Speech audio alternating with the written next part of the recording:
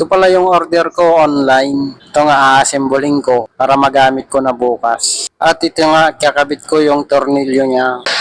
Oops, parang ayaw niya pang mailagay eh. Ayaw pumasok. Ayan, nailagay ko rin. Ayan, ikabit ko pa yung mga iba. Yung bali apat kasi itong tornilyo eh. Aking ang hihigpitan ang nut niya upang hindi magkalasan. Baka yun pa ang dahilan upang madisgrasya ako. Kaya siguraduhin kong mahigpit ang mga tornilyo o mga nut upang sa ganun ma-secure. Kasi ako rin kasi ang gagamit eh.